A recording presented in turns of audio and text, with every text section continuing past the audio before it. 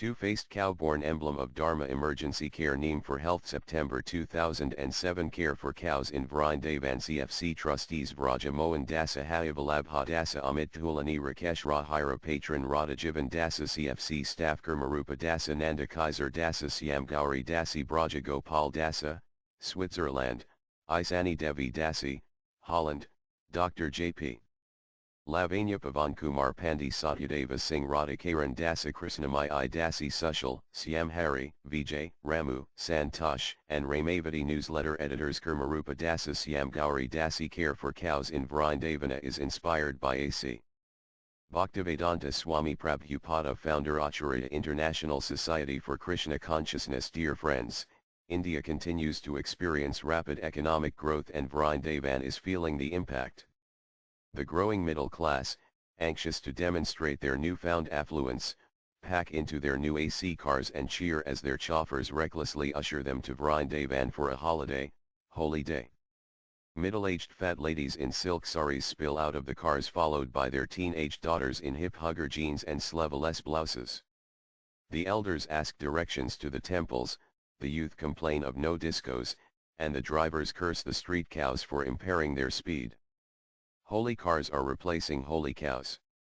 The pasturing grounds have become residential colonies where the affluent invest in a second home away from the congested city. The trees where peacocks perched and sang are replaced with luxury apartments promising the happiness of natural living. Land prices soar to the point it is no longer practical to keep cows in the city. New cars, new homes, new values, are forcing the cows out of Vrindavan. What will Vrindavan be without cows and peacocks? Swimming against the current, we remain your servants in caring for Sri Gopal's abandoned cows in Vrindavan. Jaya Sri Guru. Jaya Sri Gopala. Jaya Sri Gomata. The CFC's TAF-CA-REFORCOWS.org Care for Cows in Vrindavan is a charitable trust registered in India, USA, Holland, and Switzerland. Portrait of the month emblem of Dharma as a bull's Dharma is to work. Raju, a big white sturdy ox, fulfilled his duty to the letter hauling heavy construction materials in a cart for 12 years. He had broken one of his long horns in a road accident, lost a lot of blood which made him weak, and though he didn't recover fully he was put to work again as his owner had no other means of income. His weight didn't pick up and his health was in serious trouble, which was noted by Nirguna Dasi, who was determined Raju must retire. She followed him into town one day, adamant that it would be Raju's last day of work, and it so happened his owner stopped to deliver some goods at the Krishna Balaram temple. Nirguna followed him in and called the security guards to corner him while she scolded him and informed him of the laws protecting oxen being worked in that condition, and if he didn't hand Raju over. May 2005, a kind soul enforced Raju be taken off the street and retired at CFC. Raju upon arrival, old, weak, undernourished and in no condition to be working. Raju's experience in working was invaluable in training up young CFC oxen like Sravan, shown here on a lesson with Raju. To her she would have him arrested. She promised to find him another working ox to replace Raju and then escorted Raju and his owner to CFC. Poor Raju was skin and bones, weak, covered in ticks, and though tall in stature he stood before us with head lowered, his spirit broken. Raju's owner was chastised some more by the CFC staff and he removed the cart from Raju's back for the final time, and Raju settled down for his first night at CFC with a hearty evening meal. Over the following days and months Raju was given the full retirement treatment, being bathed, groomed, and pampered, fed new and wonderful grains, fruits, and treats, and had time on his hooves for lots of R&R. He was mostly a loner, had a cool spot under a shady tree to himself, but then after dinner he would be surrounded by a few devoted cows who would lovingly groom him till dark. In 2006 Raju was instrumental in training up many of the resident oxen at the CFC Ox Training Program, partnering with young unexperienced oxen, spending a few hours a day leading them in how to work in the field, follow commands, and passing on tricks of the trade. By winter though Raju was troubled by arthritis which quickly crippled his back right leg, so he was permanently out of action. During this time, when Raju relaxed spending long hours soaking up the winter sunshine, an uncharacteristic trait became apparent in that Raju showed an uncommon affection for calves, who would cluster around him like a Kadasi being groomed by her grandpa, taking shelter of Raju many stars around the moon. He became their grandfather figure, who would babysit them every morning while their moms were relaxing out in the field. The calves would spend hours playing around Raju, or sharing peaceful times being groomed by him, and as the months turned to summer they would take shelter of Raju, standing underneath his long legs to keep out of the midday sun. As time waits for no man, Raju's time had inevitably come, and in August 2007 at around age 17, Raju's health deteriorated. He then became too weak to stand up on his own, and within a few days he breathed his last, peacefully leaving this world in the company of his carers, with Tulasi and Gangajal in his mouth and hearing the Lord's holy name. We sadly farewell that great soul whose gentle nature endeared him to us all, and give thanks that his last years were a renewed life of happiness, respect, and love. Lifting Raju in the cow sling in an attempt to help him stand up, Raju was changed sides by raising his legs and rolling him over with his back on the ground. Final hours. Beautiful Vrindavan abode. The beasts, worms, humans, and here with me will to my Lord Sri Krishna. Some of Raju's grandchildren stood nearby as Raju prepared to leave his body. Raju's sponsor, Suresh Vajiani of Sao and Reap UK, was present for the Samadhi ceremony at CFC. Is my transcendental birds, trees, insects, demigods who stay all go, when they die, own abode. Muttara Mahatmayam. Neem for health. Among the many natural plants and herbs that people in India use for their medicinal properties, the neem tree, L. Azadiricta indica, is one of the most beneficial for natural or Ayurvedic medicine. Found over most of the forested regions of the Indian subcontinent, as well as in other countries of similar climatic conditions, the neem tree can thrive in climates that range from hot, or tropical, 45 degrees Celsius, to altitudes of semi-temperate, higher altitude regions, with temperatures slightly above freezing. Veterinary uses. For centuries neem has been used in India to provide health cover for livestock of various forms. It has also very widely been used as animal feed. Almost every part of the tree is bitter and finds application in indigenous medicine. Records exist that neem has been used in a large number of ailments in animals ranging from systemic disorders to infections and injuries. The use of neem in veterinary medicine in India dates back at least 5,000 years to the time of the Mahabharata. According to scholars, two of the five Pandava brothers Nakula and Sahadeva, who practiced veterinary medicine, used neem to treat ailing and wounded horses and elephants by applying poultices prepared from neem leaves and neem oil for healing wounds, etc. Various neem preparations were standardized in the form of oils, liniments, powders and liquids. Ayurvedic scholars recommend the use of neem oil as antipyretic, sedative, anti-inflammatory, analgesic, antihistaminic, anthelmintic and as an acaricide. Animal feed. The oiled neem seed cake, a valuable supplement considerably reducing the shortage of protein in high-producing animals. Seeds from neem yield sufficient oil and the residual cake is the major byproduct. Neem cake consists of all essential and non-essential amino acids including sulfur-containing amino acids but with negligible quantities of valine and tryptophan. The cake contains sulfur 1.07 to 1.36%, which is more than other cakes. The cake has high crude protein, ether extract and fiber contents. Neem seed cake is a very good source of animal feed protein, up to 40%. The keeping quality is good as it is not easily spoiled on storage nor is it attacked by fungi.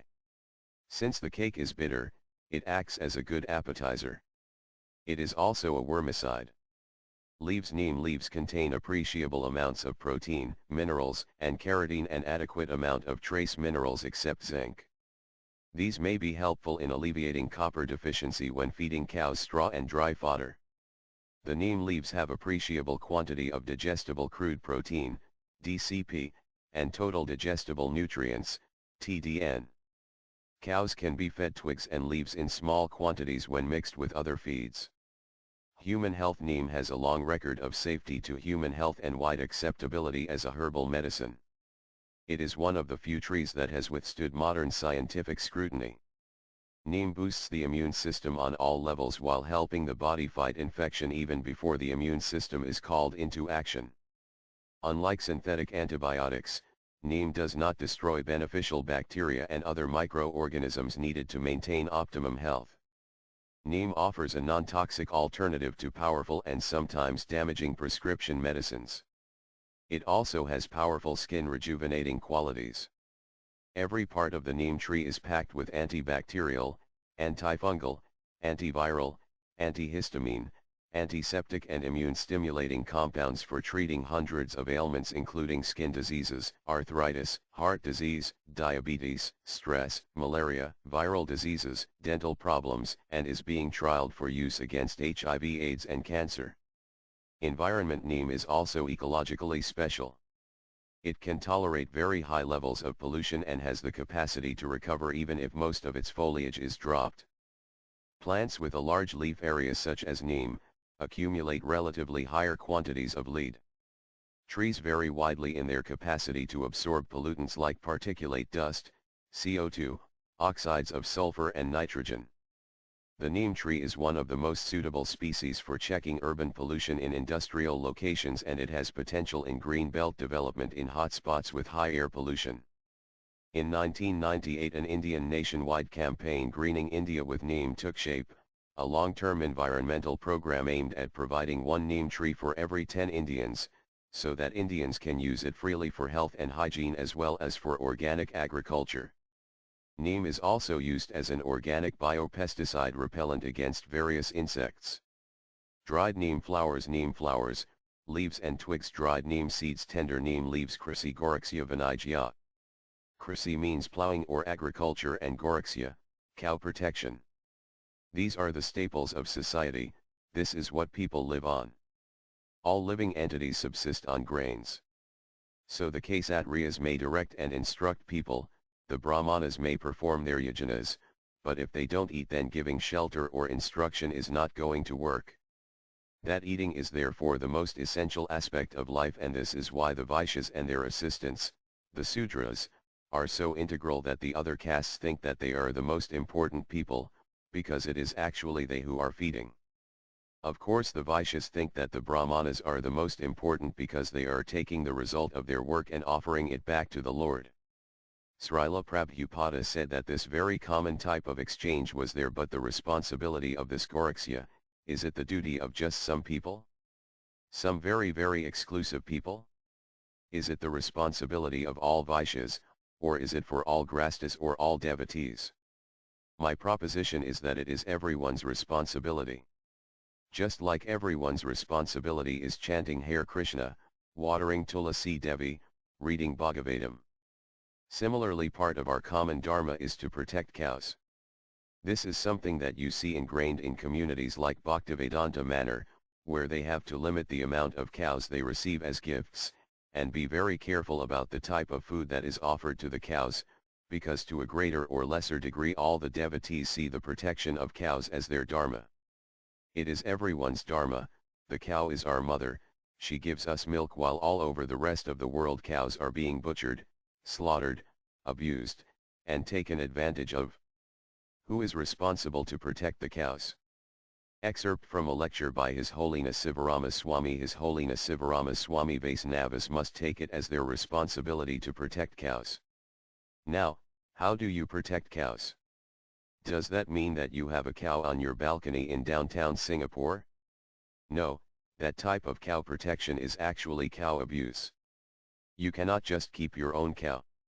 Cows only give milk if they have calves, which means you have to constantly have calves, which means you have to have a herd, and that is a full-time business. So how is it that individuals should protect cows?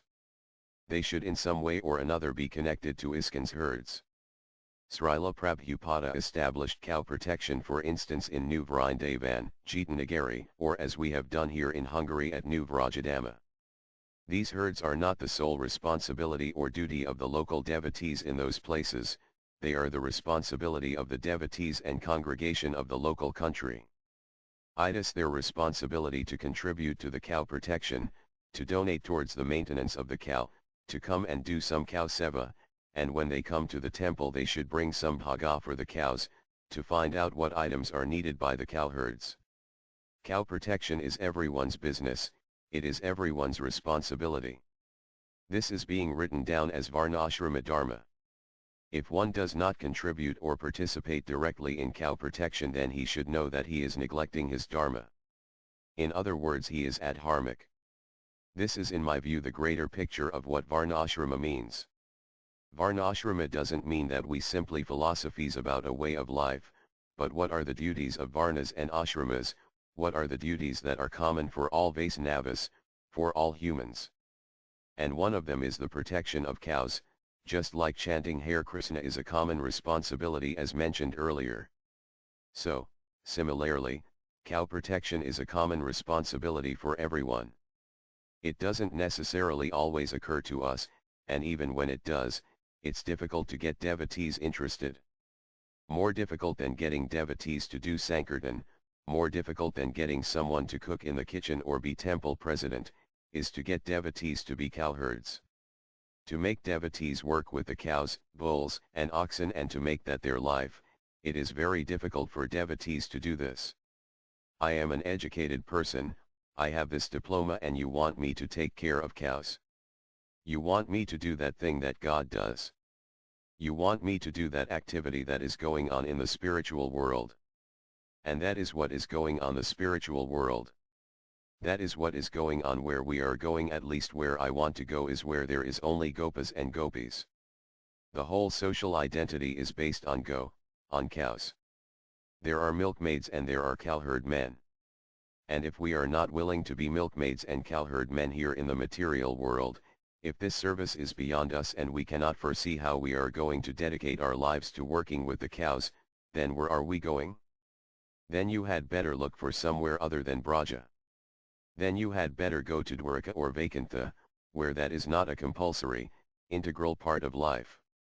Because in the spiritual world, in Goloka Vrindavan, Krishna goes out every day to tend cows.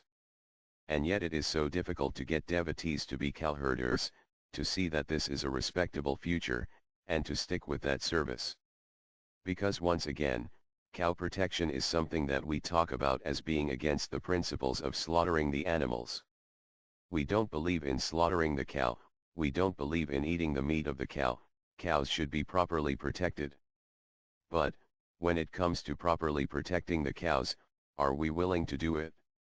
Are we actually willing to dedicate our lives to taking care of cows? Or are we willing to participate and support the protection of cows?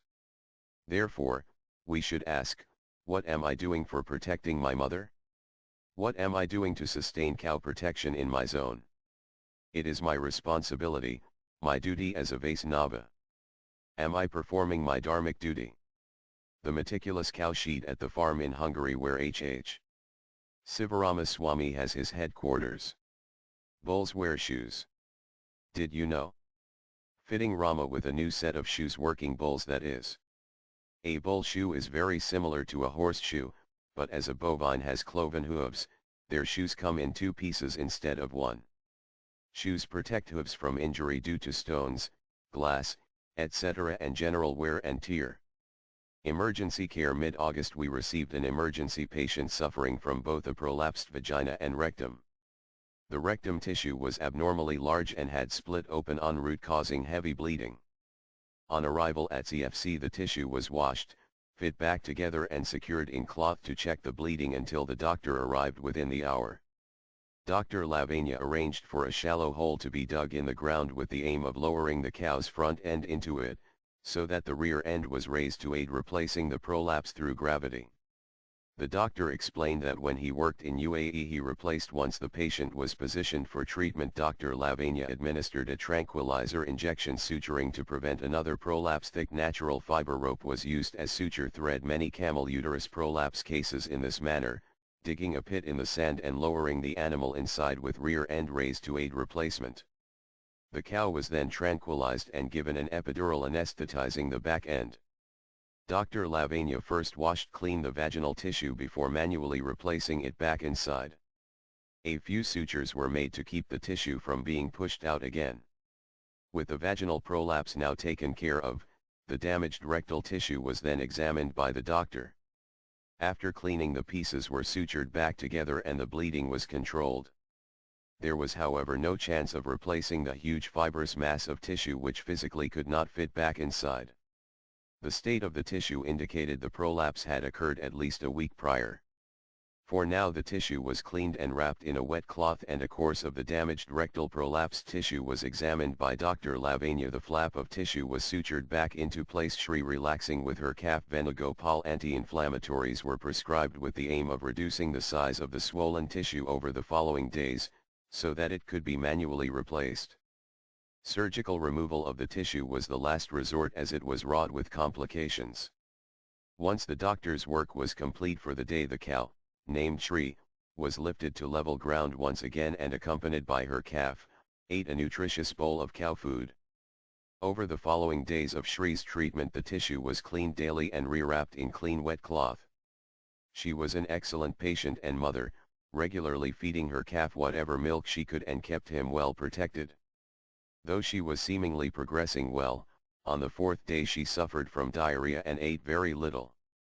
The mass of tissue had shrunk to almost half size, and when the doctor came to check on her in the afternoon, he was able to successfully replace the rectal prolapse, keeping it in place with a simple purse string suture. The following day Shri's diarrhea treatment continued, but she was off feed the whole day, and unfortunately later that night she suddenly left her body. She was then placed in Samadhi at CFC. August 19. The mass of flesh was too large to be replaced. The swelling had reduced significantly within a few days. Dr. Lavanya was able to push the prolapsed tissue back inside with minimal effort. Gobar was passing through and the suture lines were checked and cleaned daily. Shri suddenly passed away and was put in Samadhi. Sati and Rukmini recuperating at CFC. Patient update: Rukmini and Sati featured in last month's newsletter, escaping a dog attack which left them both with deep open wounds. Rukmini's elbow wound has completely healed. However, the muscle which was torn out by the dogs has left her with a walking disability. Which is actually the good news, because it was possible she could have suffered severe nerve damage paralyzing the whole limb. Rukmini is very cautious and till now only ventures out of the safety of her pen in Sati's company.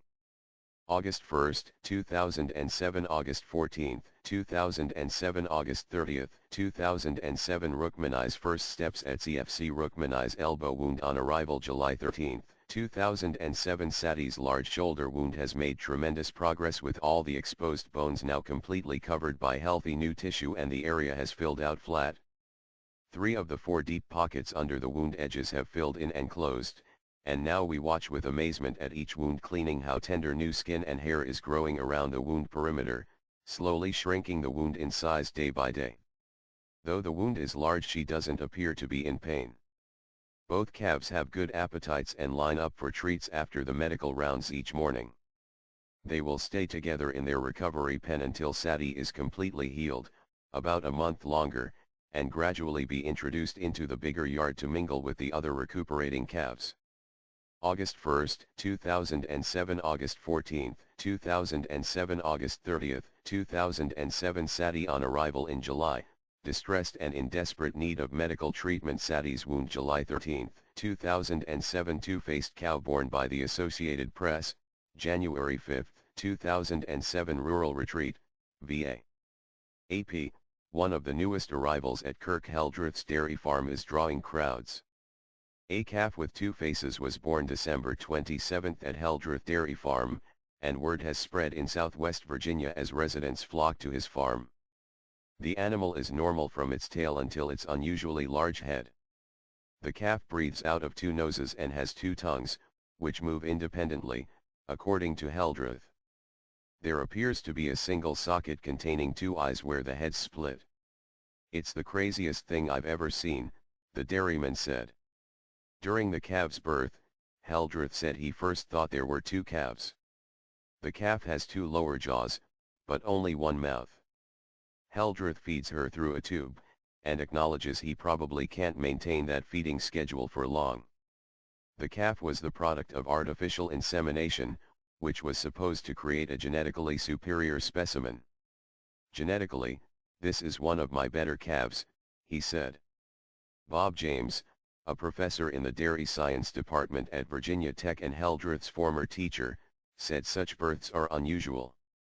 In my 25 years, I've seen it maybe 2 or 3 times, but it's pretty rare, he said. James said the abnormality could be caused by a developmental problem or a genetic quirk. According to MedicineNet.com, the condition is called diprosopis. It happens when twins start to form and don't completely separate. In most cases, the twins are completely fused with one set of limbs, but part, or all the face is duplicated. Heldreth said the calf doesn't appear to have any other physical ailments or complications. It's as healthy as can be, he said. Heldreth expects many more people will be curious enough to stop by. A healthy two-faced calf born in Virginia, USA has 2 mouths, 2 tongues, and 4 eyes. INTHENEWS new at me. I was born in Belvin in the summer when it is dry and hot. I am the son of Kajal, who was rescued by Naga Baba after she was abducted by butchers and loaded on a truck en route to the slaughterhouse. I know it is hard to believe such things go on in Vraja, but it is true, or so I'm told. I am very thankful to Naga Baba for his dedication to cow protection. Were it not for him, I would not have seen the light of day. Bhakti. I was living in Sundrak village, which is just next to Care for Cows. I would pull a cart for my owner, and almost every day we would pass by the clinic. I used to admire the cows as we passed by, but we never visited as my owner only wanted me to work. I decided to play a trick on him so I could get admitted to CFC. So one day I started to limp and made out that I could not pull as before. My owner was concerned and he left me at home, where I just sat and ate. I watched as his attitude quickly changed towards me. I was no longer as an asset, a breadwinner, but a liability. He quickly thought how to cut his expenses, and rather than taking me to see a doctor, which would cost him, he asked Care for Cows to look after me, and as they like to serve retired oxen. It worked. The first day I was there, Dr. Lavania examined me and told the cowherd men to remove my shoes. Now that I got what I wanted, I hardly limp at all. Now I'm considering training their young bulls and pulling the school bus when one of the other oxen needs a break. Uttama Kajal. I was among those cows who were abducted and en route to the slaughterhouse when Naga Baba and many villagers foiled their plan. We were rescued and taken to Belvin, where we have been well looked after ever since. Owing to his valiance, I am still alive and have a wonderful son to look after. We naturally send our blessings to whoever protects us. That is our nature. Admi Ssions. I was born in Belvin and given to the Goshala after my mom stopped giving milk. I was about 5 months old and didn't have much trouble getting adjusted. I am known to be very clever and sneaky. They named me Brahmarika, which means one who wanders everywhere like a bee. When I see some nice grass on the other side of the fence, I lay down flat and wiggle under the lowest wire of the fence and sneak over to feast. Recently I was caught by a farmer who brought me back to the Goshala and chastised the cowherd men. Since then they have tied me on a long rope to prevent me from sneaking out again. But day and night I am contemplating a way to get loose, and it's just a matter of time before by Tramarika I outsmart them. I am the happy son of the famous Yasoda, who underwent a complete transformation after arriving at Care for Cows. As far as I am concerned, her greatest quality is that she will not let anyone take her milk except me. This characteristic promises to make me very strong and healthy. I am happy living in Belvin, as the ether is always filled with the singing of birds and the air is as fresh as can be. Prahlada. One night I was sitting on the roadside ruminating when some rogues tied a rope around my neck and walked me some distance to where their truck was hidden. The more I resisted, the more harsh and brutal they became. They loaded me on the truck, where there were several other frightened cows standing. After some time the truck began to move, and then there was a commotion. Some people stopped the truck and called the police, and the rogues ran away. Another man drove the truck to Mott, where we were unloaded, and a naked man calmed us down and fed us. The next day some cowherd men walked us to Belvin, where we have been happily residing since. There I was named Deeptaksha, which means one who has bright eyes. Later I heard that the rogues we caught and were given a good thrashing by the police. How dare they come to Vrindavan to rustle us? What gall! Now I have a calf and we are living very peacefully in Belvan. Deeptiksha, I am the daughter of Deeptiksha who Naga Baba saved from the hands of butchers. I owe my life to him and to my mom. She is so affectionate to me that at almost a year old I am still nursing from her. I feel like the luckiest calf in the world. Life in Belvan is wholesome, simple living and high thinking. When we cannot go out to graze, they bring us fresh grass in the bullock cart pulled by Tilak. I was born in the village of Kinkinagala, not far from Care for Cows. My owner was poor and thus forced to neglect me. I had a calf, but because my owner took all my milk, he starved. It is hard not to hold this kind of thing against my owner, but by nature, cows are forgiving. So I kept being favorable towards him as he was feeding me. Then one day he could not afford to feed me anymore, so he took me to Care for Cows and begged them to take me. That day one of their retired oxen had passed away and they were digging his grave. One cowherd man told my owner that if he assisted in burial ceremony, then he would accept me and maintain me the rest of my life. That was my lucky day. I was separated from my mom in Radhakund and wandered the streets and eventually found Sudivai's Goshala. I sneaked in and started to eat, and it wasn't until a few days later that they noticed me. They were sorry to see that I was so skinny, so they gave me special food. I packed in as much as I could, as I did not know how long my good fortune was going to last. I became so stuffed that I could not sit on my side as normal. In order to digest I had to sit like a frog, and that's why they named me Manak. Later I got bullied by a big cow and slipped as I ran from her and dislocated my back legs. It took some time to recover, but I am okay now and have moved to Belvan and am quite happy here. Ladli Dhavali Manak, today are herd numbers. I was hit by a car and left to die in Chatakara. My leg was broken and I couldn't walk. It is a lonely feeling to be lying helpless on the side of the road with hundreds of people passing by and no one taking notice. I wouldn't wish that on anyone. Every once in a while someone would give me a roti or a potato, but that's it. Then one day, to my great fortune, Sudivai saw me and came to examine my leg. I took her hand in my mouth and pleaded with her to help me, and she melted. She immediately arranged for me to go to Radhakund, which is very difficult to achieve in this world. She mended my leg and then sent me to Belvan, where I am doing very well. Thank God that there are some concerned souls in this world. When I was born to Sri, she developed a prolapse, probably due to calcium deficiency, and our owners unceremoniously put us on the streets of Govardhana. I remember days when she hardly gave me any milk as she was weak and hungry. Those were dark days, sleeping on the side of the road and being pestered by dogs all night. By a stroke of great luck, Sudivai rescued us and we were taken to Care for Cows, where we were attended to. Unfortunately my mom left her body and I was distressed for days. Now I have adjusted, as they have put me in with some other really nice calves and I am bottle-fed milk morning and evening. I am getting on well enough now. I was one of the cows captured by the butchers and saved by Naga Baba. I was so inspired to see him wield his trident at the butchers.